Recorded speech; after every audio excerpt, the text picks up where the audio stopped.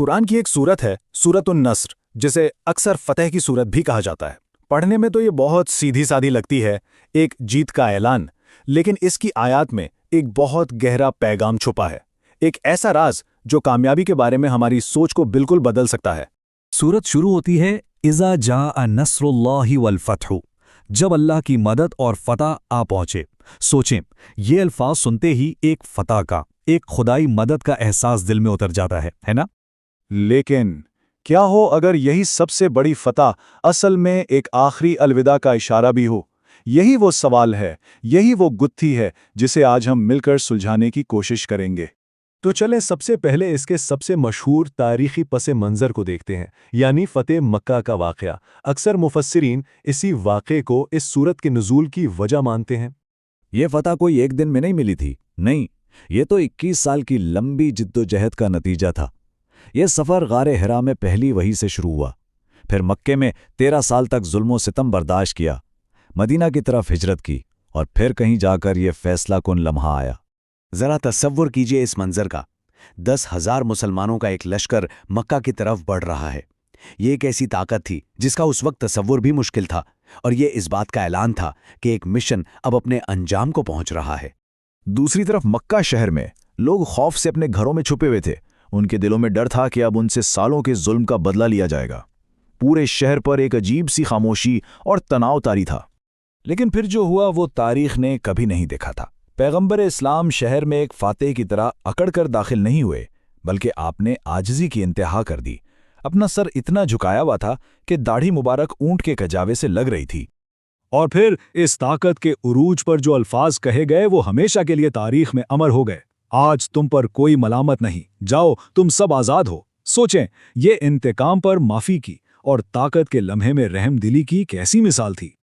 لیکن کہانی میں ایک اور پہلو بھی ہے۔ اب ذرا دوسرے علماء کی آراء پر بھی نظر ڈالتے ہیں، کیونکہ فتح مکہ ہی وہ واحد پس منظر نہیں ہے جس سے اس صورت کو جوڑا جاتا ہے۔ تو سوال یہ ہے کہ کیا واقعی یہ وہی ایک موقع تھا جب یہ صورت نازل ہوئی، یا کوئی اور بھی بات ہو سکتی ہے؟ جی ہاں، اس پر علماء کی مختلف آراء موجود ہیں۔ اس بارے میں آپ سمجھیں کہ 3 بڑی آراء پائی جاتی ہیں۔ پہلی رائے تو وہی ہے جو سب سے مشہور ہے، یعنی یہ فتح مکہ کے موقع پر نازل ہوئی۔ دوسری رائے یہ ہے کہ حجۃ الوداع کے موقع پر نازل ہوئی، جب پیغمبر اسلام نے اپنی زندگی کا آخری خطبہ دیا، اپنی وفات سے کچھ ہی عرصہ پہلے۔ اور ایک تیسری اور بہت ہی دلچسپ رائے یہ بھی ہے کہ یہ صورت مکہ کے بالکل ابتدائی مشکل ترین دور میں نازل ہوئی تھی، ایک تسلی کے طور پر اور آنے والی فتح کی خوشخبری کے طور پر۔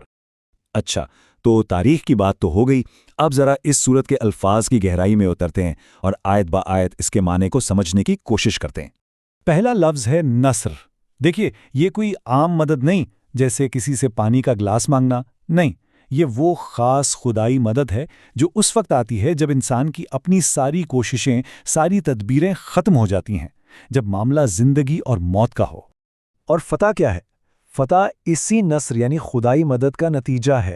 گویا قرآن یہ کہہ رہا ہے کہ پہلے اللہ کی وہ خاص مدد آتی ہے اور پھر اس کے نتیجے میں کامیابی یا فتح حاصل ہوتی ہے۔ اب یہاں ایک بہت ہی باریک اور دلچسپ نقطہ ہے۔